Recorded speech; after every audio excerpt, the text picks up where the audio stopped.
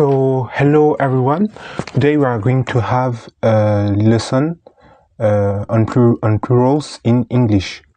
Donc, on va se faire une petite leçon sur les pluriels en anglais. Alors, ce qu'il faut comprendre, c'est que les noms au pluriel en anglais, ils vont généralement prendre comme terminaison le S. Donc, généralement, quand j'ai un nom, n'est-ce pas, ma terminaison, j'ai dit au pluriel ma terminaison, je vais avoir juste un S à la fin, juste à la fin du nom en question. Par exemple, si je dis one bag, un sac, au pluriel, je vais avoir two bags. Donc, un sac, deux sacs. Si je dis one car, une voiture, je vais avoir two cars. Two cars, pardon. Deux voitures avec le S à la fin. Je peux aussi dire one book, un livre, et au pluriel, ça va me donner two books. Tout ce que j'ai ajouté à la fin, c'est un S. Donc ça, c'est ma terminaison classique en anglais du pluriel. D'accord? Mais très rapidement, quand on va commencer à apprendre l'anglais, on se rend compte que les pluriels en anglais sont souvent ont souvent certaines spécificités. Et ça va être le cas, par exemple, des pluriels qui se terminent par Y. Certains noms, par exemple, qui se terminent par Y, il va avoir les terminaisons classiques que je viens de montrer, c'est-à-dire un S à la fin. Si je prends des noms au pluriel comme, prenons des noms donc qui se terminent par Y, n'est-ce pas, des noms. Je vais écrire donc terminaison. La terminaison, c'est ça. Ce sera voyelle à la fin plus Y. Alors, je vais retrouver ma terminaison classique au pluriel qui sera un S. Donc, si j'ai un nom qui comme terminaison à la fin, se termine par une voyelle plus Y, je vais avoir la terminaison que je viens de montrer ici, juste avec un S à la fin. Donc, prenons un exemple. Si je dis one boy, donc un O qui est bien une voyelle, et ça termine par Y, je vais avoir one boy qui va donner two boys. Juste un S à la fin. Si je dis aussi one toy, si je mets au pluriel, ça va me donner two toys. Un jouet, deux jouets. Two toys. Juste un S. Si je dis one day, un jour, one day, eh bien, si je mets au pluriel, ça va donner two days. Un jour, deux jours. Je mets juste un S à la fin. Mais là, je dis que ça, c'était si ma terminaison, c'était donc voyelle et suivi du Y. Mais si, par exemple, cette fois, j'ai plutôt consonne plus Y, bah là, ça va changer. Si cette fois, j'ai consonne plus Y à la fin de mon nom, bah le pluriel, il va changer. Ce sera plus juste S, ce sera I-E-S. Prenons des exemples. Par exemple, si je dis one baby, un bébé, one baby, ça va donner au pluriel two babies, deux bébés, two babies. Qu'est-ce qu'on remarque? Le Y ici a disparu. Mon Y, il a disparu. Et j'ai ajouté plutôt I-E-S. D'accord? Donc, disparition du Y et plutôt I-E-S. On reprend un exemple. Si je dis one party, une fête, deux fêtes, ce sera two parties. Si cette fois je dis one lady, une dame, one lady, et si maintenant je dis deux dames, ce sera two ladies. Donc disparition du Y et ajout du IES. Ok. Donc maintenant, ce qu'on va s'intéresser, c'est donc à la terminaison des pluriels en anglais qui vont se terminer juste par ES, n'est-ce pas? Juste par ES. Et ça, c'est ce que j'appelle les pluriels en anglais avec un niveau de difficulté de niveau 1. C'est comme ça que j'appelle ça. Donc, on va traiter Je vais mettre PL comme abréviation de pluriel, PL, difficulté, numéro 1, et ce sera donc les noms où le pluriel, ça va se terminer pas par juste S, mais ce sera par ES. On a déjà un peu vu le cas avec le Y, mais maintenant je vais en traiter d'autres.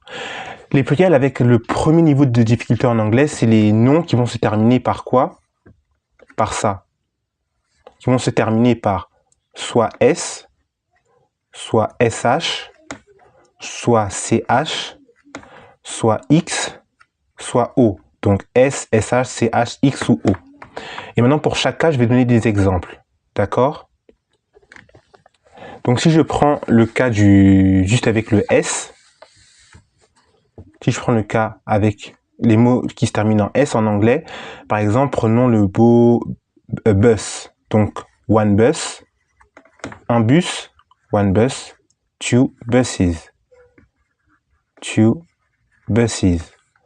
Si je dis maintenant, je sais pas, one dress, une robe, one dress, je vais avoir two dresses. Qu'est-ce que j'ai ajouté? J'ai bien ajouté à la fin ES, ES, au lieu juste d'un S à la fin, pour montrer que je suis bien au pluriel. Maintenant, si je prends pas S, mais SH à la fin, imaginons que ce soit SH, cette fois, ben, un mot en SH peut par exemple prendre le mot crash, one crash, une collision, one crash.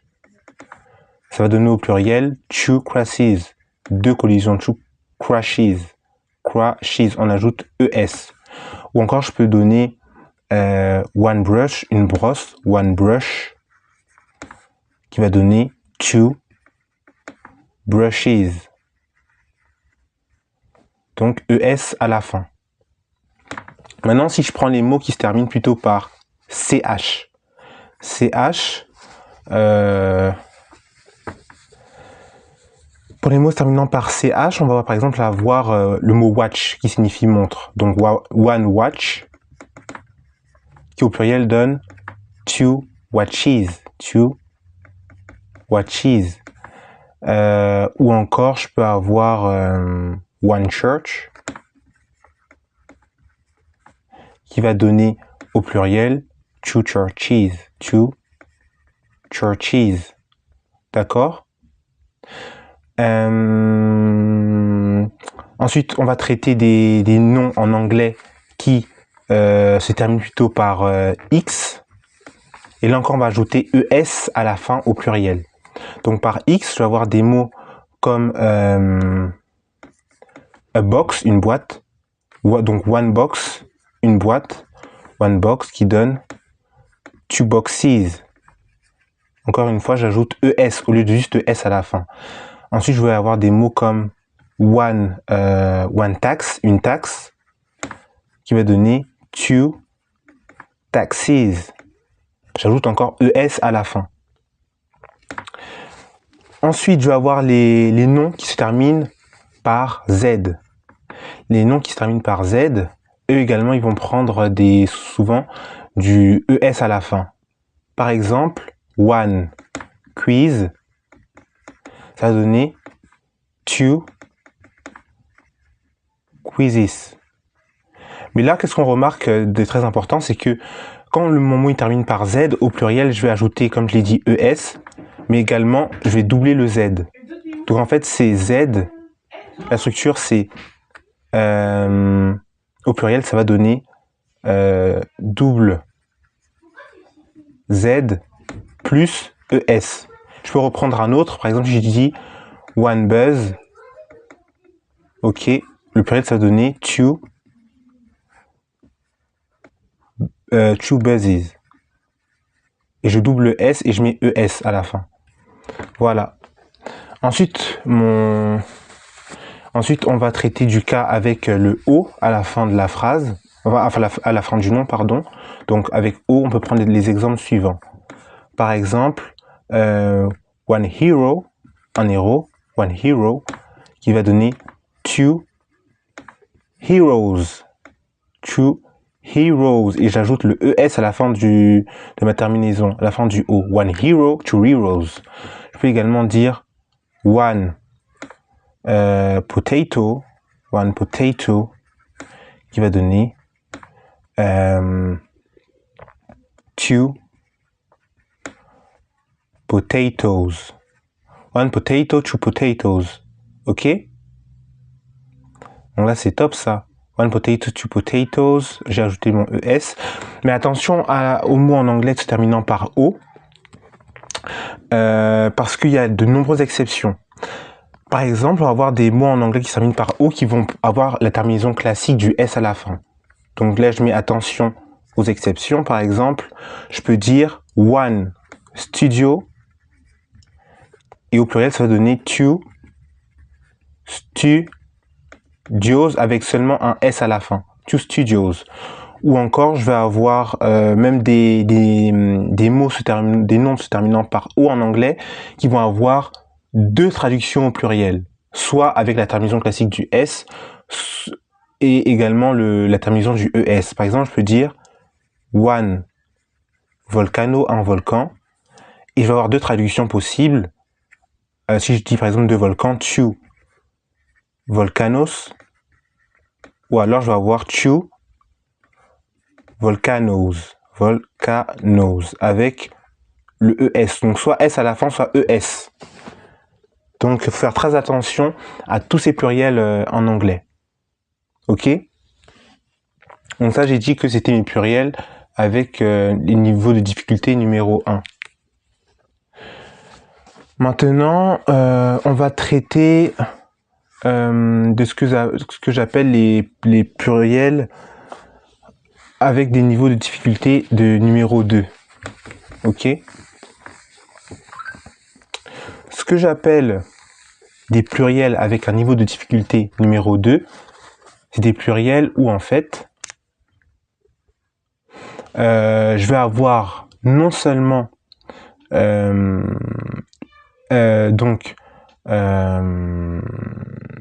on appelle ça, donc la terminaison qui ne va pas être seulement S, mais en plus je vais avoir un changement je vais carrément avoir un changement de la fin de mon mot ou de mon mot au complet. Là, je vais vite donner des exemples pour qu'on comprenne. Prenons les mots en anglais qui se terminent par les mots qui se terminent les noms qui se terminent par F ou FE. Ce qu'on va remarquer, c'est que souvent, ils vont avoir comme terminaison VES. Ok? Je vais prendre des exemples. Par exemple, je vais dire one knife, qui va donner au pluriel two knives. Donc un couteau, deux couteaux. Donc là, j'ai mon F carrément qui a disparu. Mon F a disparu. Et qu'est-ce que j'ai fait? J'ai plutôt remplacé par ma terminaison de mon nom par VES. Donc toute cette partie-là a disparu en fait. Et j'ai remplacé ça par VES. Tu vois, one knife, two knives. Maintenant, si dans la même logique, si je prends par exemple le mot life, one life, une vie, deux vies, ce sera two lives. Donc, je fais disparaître le FEI disparaît et je remplace par VES. One life, two lives. Si je dis maintenant, si je prends maintenant les mots se terminant uniquement par le F, si je dis par exemple one leaf, une feuille, et si je dis deux feuilles, ce sera two leaves. Two leaves. Ok, avec mon VES qu'on remarque et mon F qui a disparu. Si je dis maintenant one shelf, une étagère, one shelf, ça va donner au pluriel une étagère. Maintenant, deux étagères, c'est two shelves. Two shelves. Donc mon F a disparu et j'ai remplacé par VES. En fait, mon deuxième niveau de difficulté, c'est carrément ici des remplacements. Donc là, je peux dire ici, on a des remplacements de la fin de mon nom en anglais. Ok, donc ça peut être des remplacements. Maintenant, je vais traiter ce que j'appelle moi des pluriels en 3e niveau de difficulté. Ok. Non, avant ça, on va traiter de quelques exceptions. J'ai dit que donc les mots en anglais se terminant par F ou FE, généralement, on va les transformer au pluriel à la fin par du VES, mais il y a des exceptions. Il y a des exceptions qu'il faut connaître. Par exemple, je vais avoir le mot roof qui va donner aussi, qui va avoir un pluriel régulier. Par exemple, one roof, un toit, one roof, ça va donner au pluriel two roofs. Ou alors je pouvais également avoir en anglais one chief, un chef, qui va donner two chiefs, deux chefs. Et je ne change pas par VES. Ou encore je vais avoir one cliff, qui va donner en anglais two cliffs. Donc une falaise, deux falaises. Et là, on va avoir un pluriel qui va être régulier. C'est ça qu'en anglais, il faut faire très attention à la terminaison des pluriels. Il faut tout le temps aller vérifier comment se forme le pluriel, parce qu'il y a énormément d'exceptions.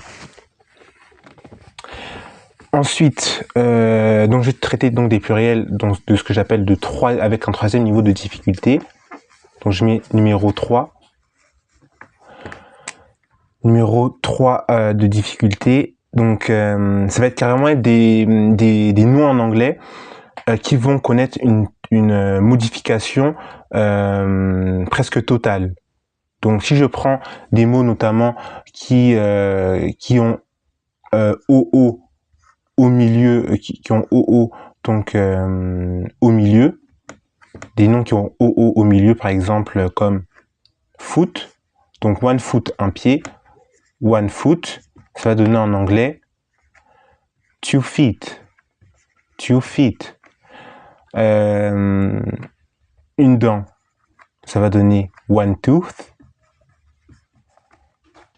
ça va donner plutôt 2 teeth.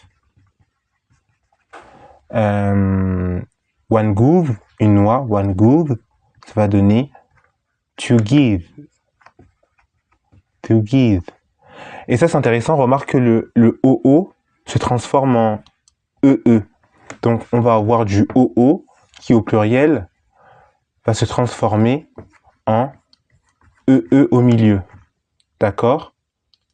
Donc là on a une transformation, on a un remplacement du milieu du nom, remplacement du milieu du nom. D'accord? Donc one foot, 2 feet, one tooth, 2 teeth, one goose, 2 geese. C'est pas les seuls mots en anglais qui vont subir une telle transformation. On a également les noms qui au milieu ont OU. Par exemple, le mot mouth, one mouth, qui va donner au pluriel two mice, une souris, deux souris. On va également avoir one loud, qui va donner en anglais two lice. Donc là, on va carrément avoir au pluriel le OU qui va se transformer en ICE. Ou même OUSE qui va se transformer en ICE ici. Donc là, c'est vraiment des pluriels à connaître par cœur. Et enfin, on va avoir d'autres pluriels également très invariables.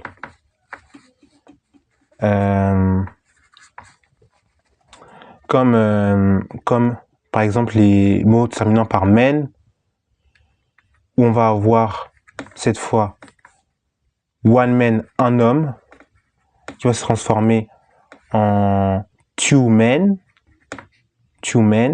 avec plutôt le E, donc A devient E, one man, two men, et je vais avoir, et dans la même logique, je vais avoir one woman, qui va se transformer en two women.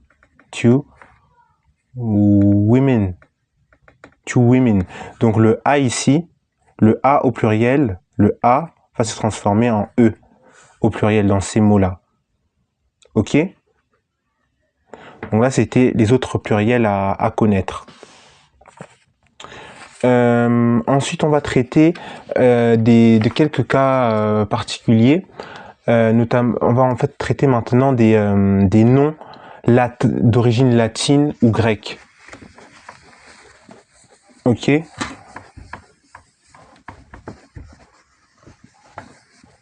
Ok. Nom d'origine latine ou grecque. Et là, qu'est-ce qui va se passer? On va avoir des pluriels qui vont être très spécifiques. Par exemple, on va avoir